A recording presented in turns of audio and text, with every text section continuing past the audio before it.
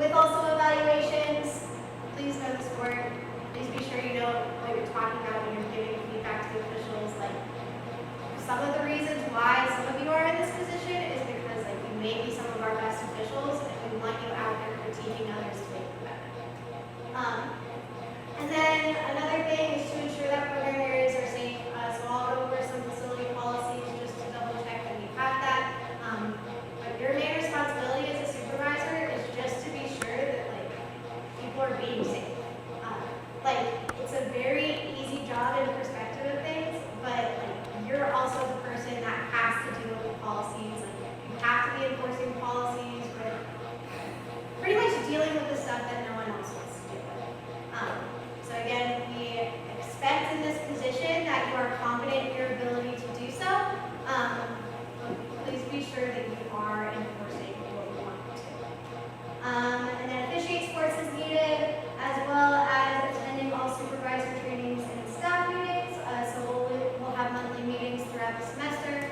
We just ask that you're there, as well as the official trainings. Questions?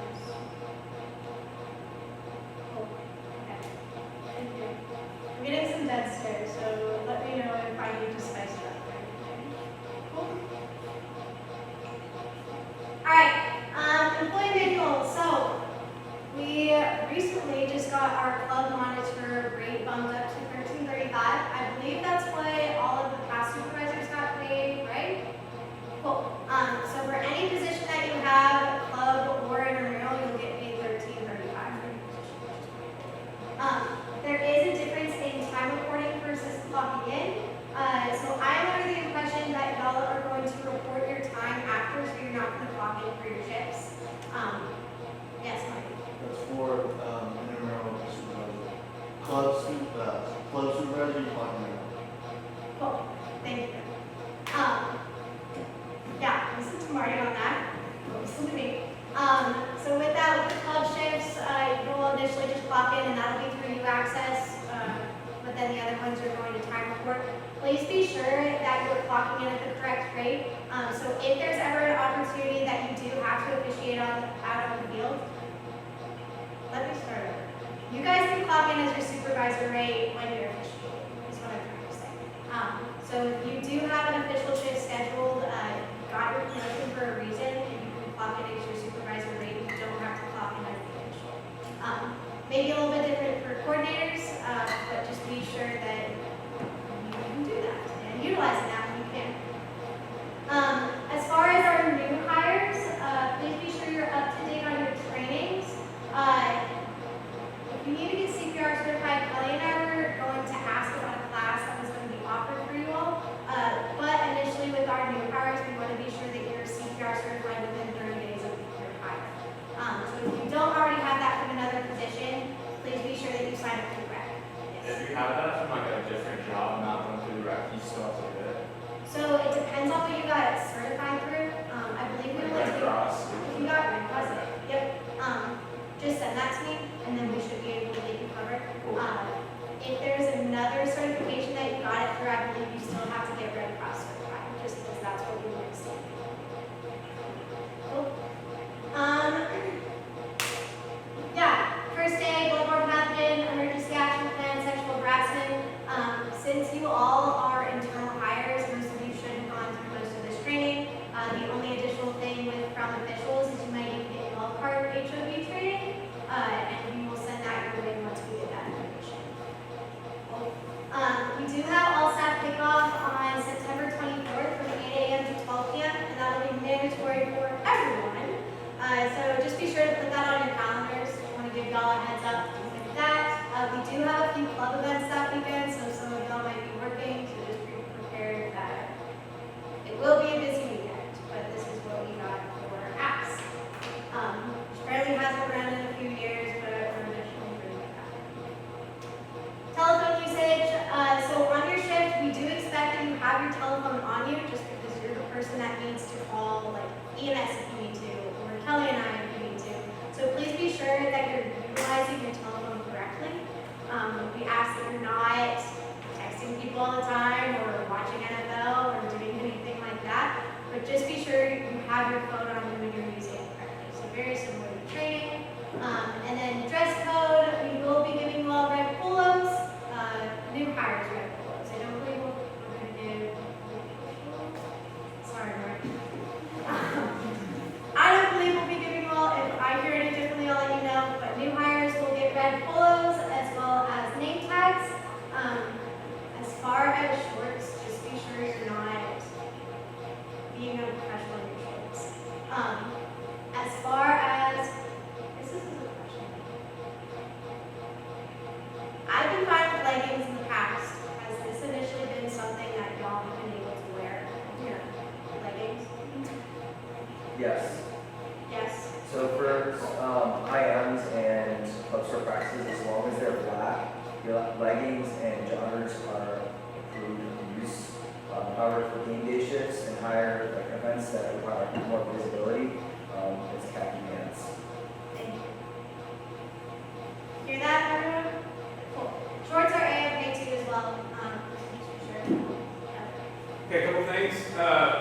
First of all, for CPR trainings, Rachel hinted at it. We are trying to set up a class where we can just have a time where it's just all the people that are supervisors in our program can go in at one time, get CPR certified, and hopefully we get that done for you. When we get an update on that, we will get it to you. We do CPR certifications through the rec for our aquatics program with Dan and Drake, and so we're hoping to just set up a class with them. If we don't set that up, it is still your responsibility to get CPR certified. You will get it the cheapest option at the rec. So I would still sign up at the rec regardless.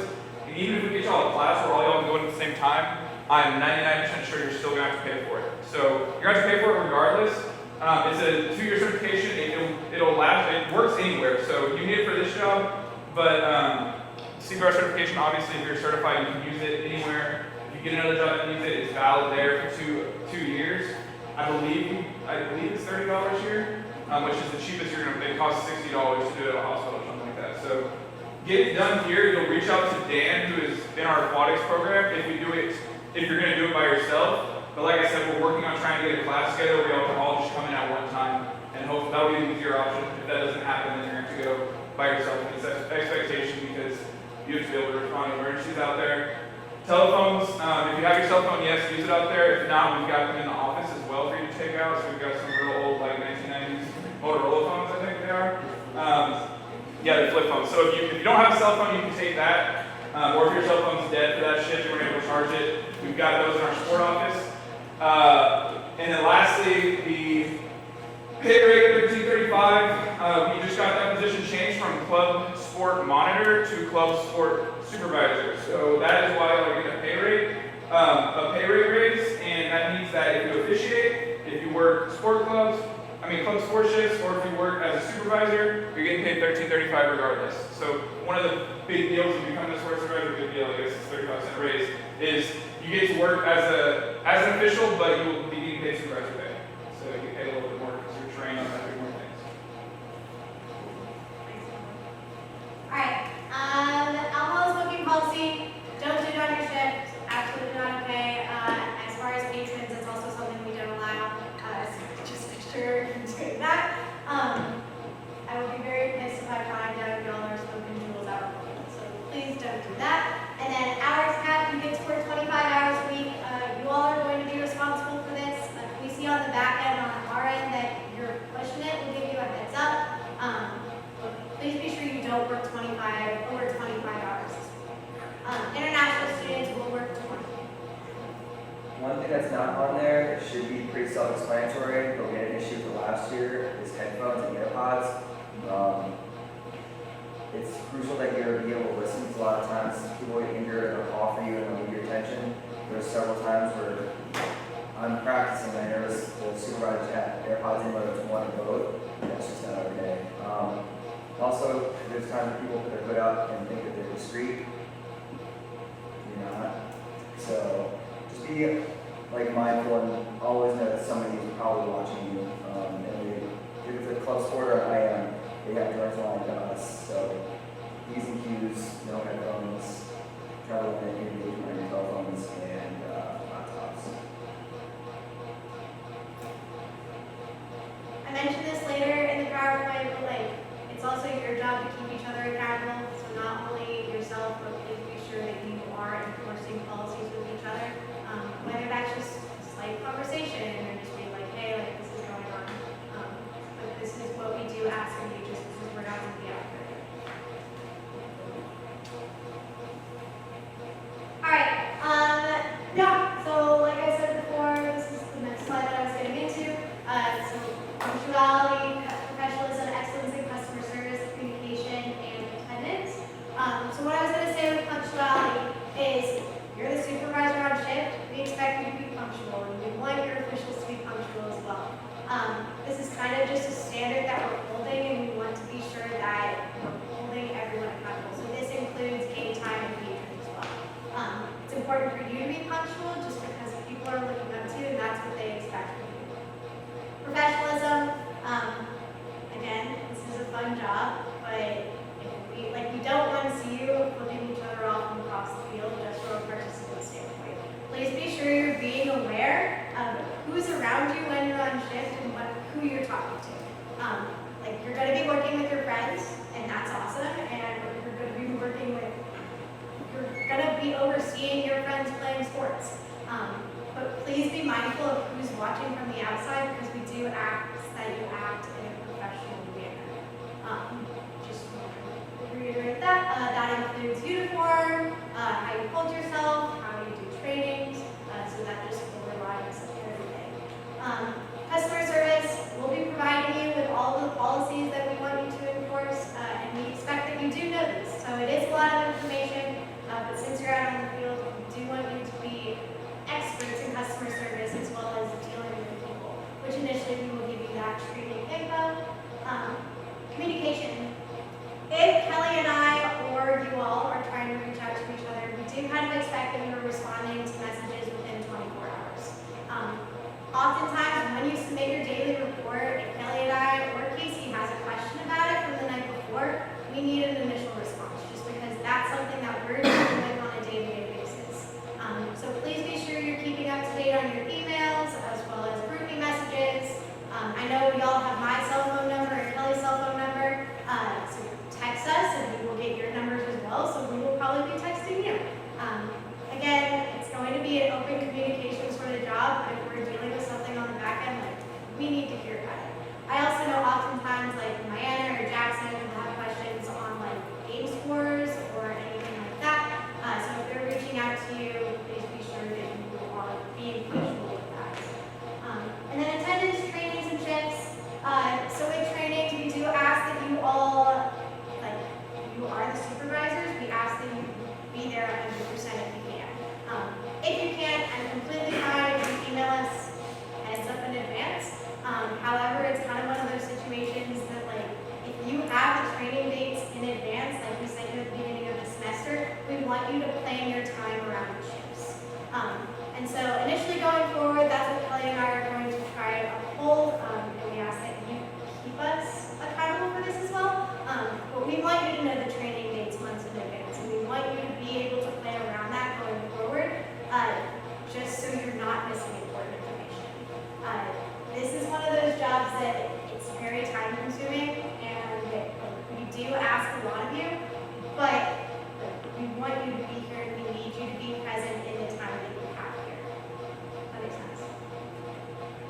Shift coverage, if you need your shift, initially, if you can't get your shift covered, we do ask that you communicate with each other, throw it in group A's, text each other individually, call each other. Absolute worst case scenario, you can reach out to Kelly and I, and we can initially try to help you get covered, but Kelly and I should be a last resort getting your shift covered. Just going forward to that. But, any questions?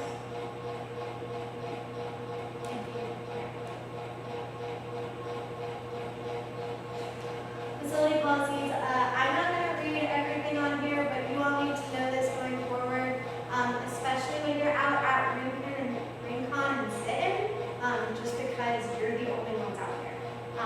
So no animals, no alcohol, no bikes, no glass containers or glass products. So be sure that you're highlighting these. Some of the things that we have dealt with, at least over the summer, that Kelly and I have both seen, is just please be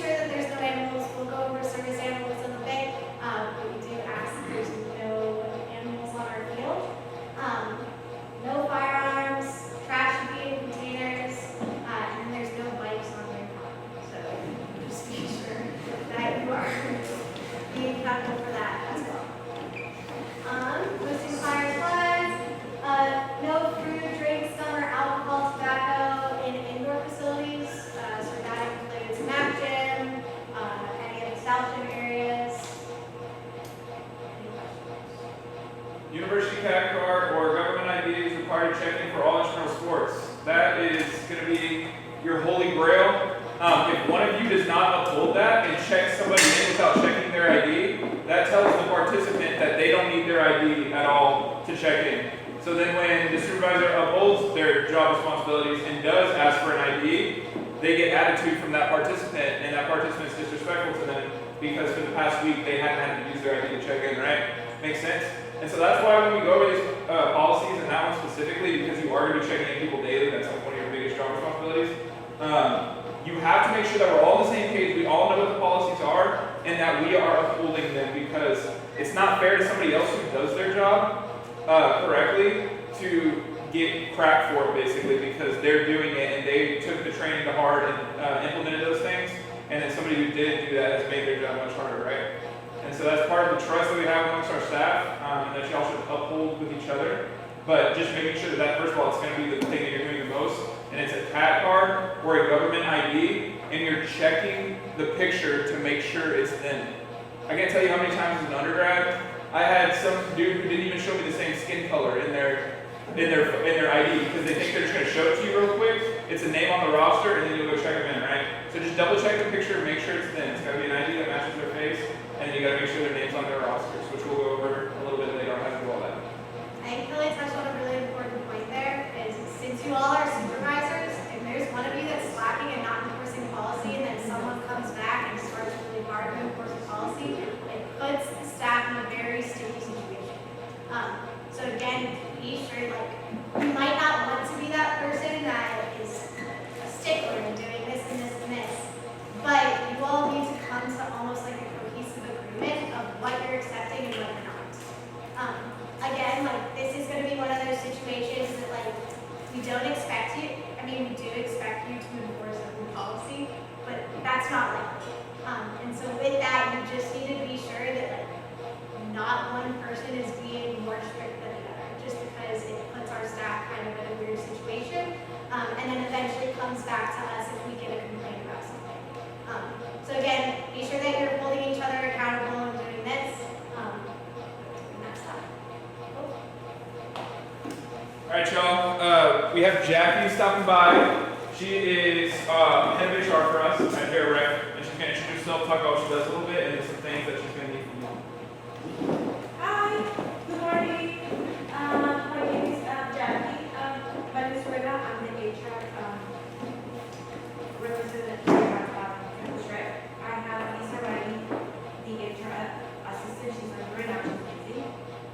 So I'm here for you. You guys are our customers. If you have any questions, concerns, you're more than welcome to talk to me. I know a few of you will need specific paperwork or answers to questions. I'm inside the business office, 322 I'm also here from Monday to Friday, 8:30 a.m. to 4:35, 5:30, 5:45. But if you need me, you have to stay, I'll stay. Does anybody have any questions for me? No? Basically, human resources, like I said at the beginning, you are my customers.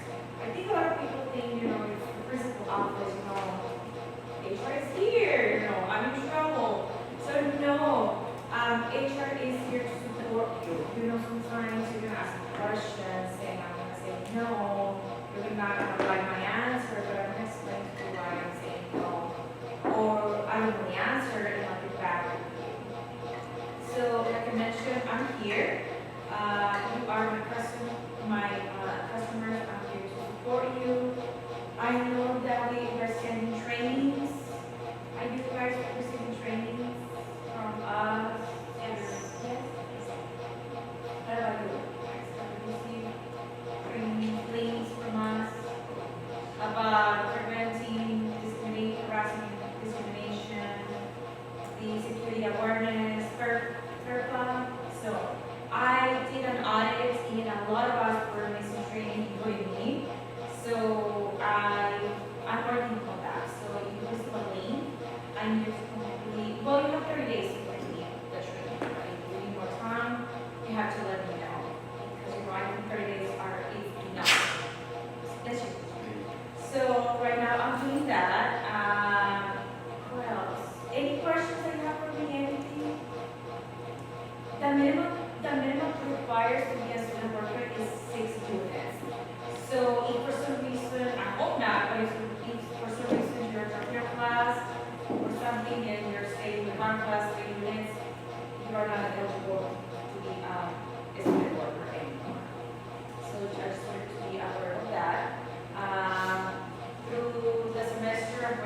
writing reports and seeing who is not meeting those requirements, because it's not me that I can get in trouble, it's gonna be you, because by not meeting that requirement, ASRS or retirement system is gonna bill it in the future. Hey, we're gonna spend work for you, you need the minimum qualifications, you owe us this money.